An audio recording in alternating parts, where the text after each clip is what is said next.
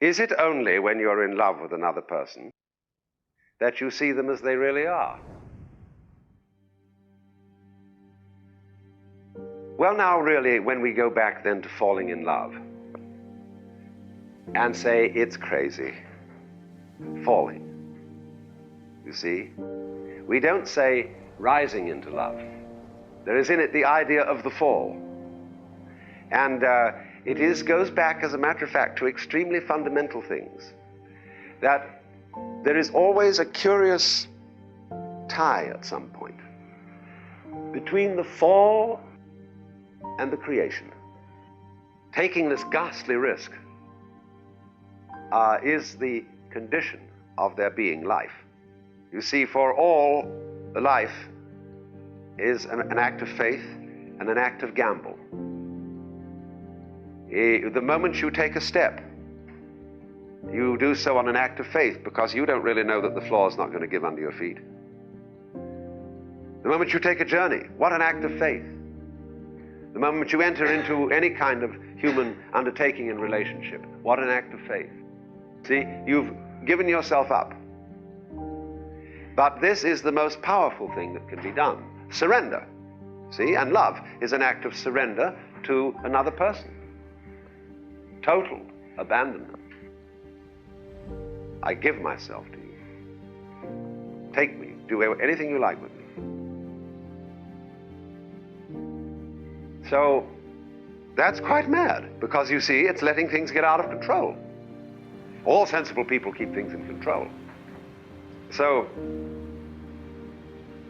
actually, therefore, the course of wisdom, what is really sensible, is to let go, is to commit oneself, to give oneself up, and that's quite mad. So we come to the strange conclusion that in madness lies sanity. Falling in love is a thing that strikes like lightning and is therefore extremely analogous to the mystical vision.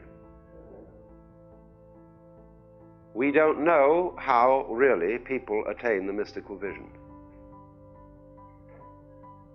There is not as yet a very clear rationale as to how it happens, because we do know that it is opened to many people who never did anything to look for it. Many people, especially in adolescence, have had the mystical vision all of a sudden without the slightest warning and with no previous interest in that kind of thing.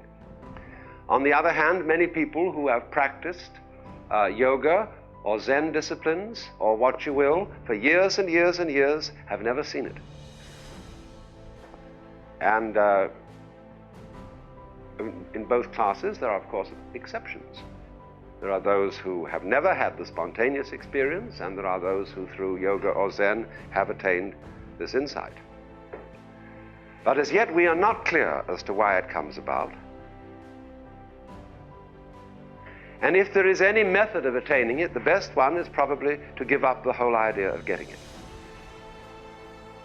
But you see, it is completely unpredictable. And so it is, in that way, like falling in love, capricious, and therefore crazy. But if you should be so fortunate as to encounter either of these experiences, it seems to me to be a total denial of life to refuse it. And what we therefore have to admit in our society so that we can contain this kind of madness, we must be far more realistic about the marriage arrangement so that it can contain the possibility of falling in love. When you base marriage, you see, on falling in love, and you go into a pseudo-love affair, which is simply hot pants, and set up a rigid family in which you expect of the other person that they will always be in love with you. And then, in that context, you go and fall in love. Then your falling in love is of necessity disruptive of the marriage and of the family. But you see, it could only disrupt it because the love relationship between the two partners was false, was pretended.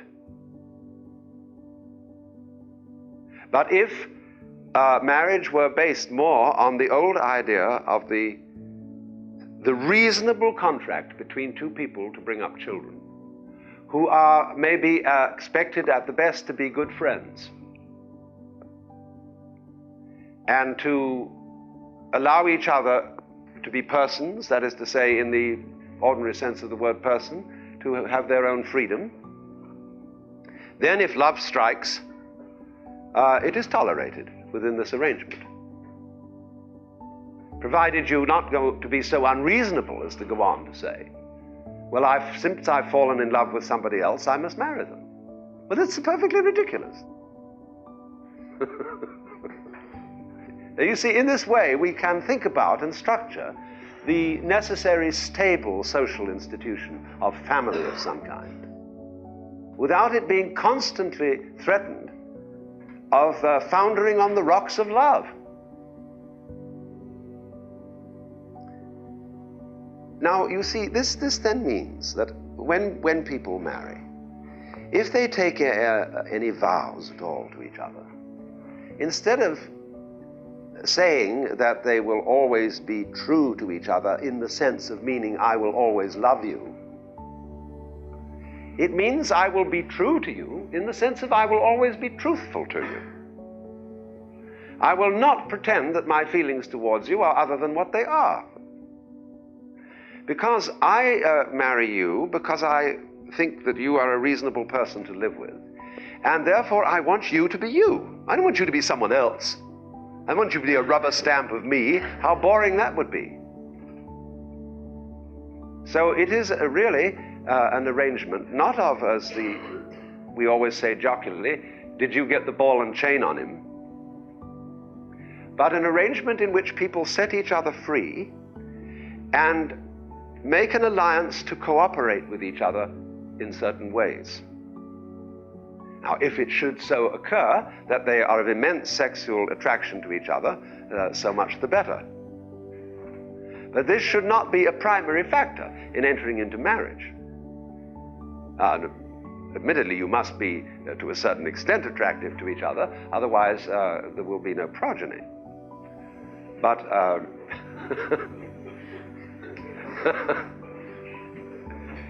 but this seems to me to be a sensible and reasonable view. And just because it is sensible and reasonable, it can accommodate what is not sensible and reasonable, which is falling in love.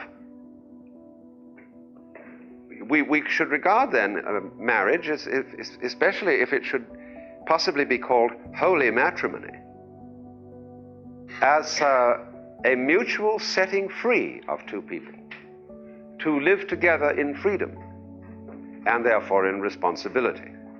Because the present situation, although it's pretending to be responsible, is in fact extremely irresponsible, because it is dishonesty with respect to the way you feel towards another.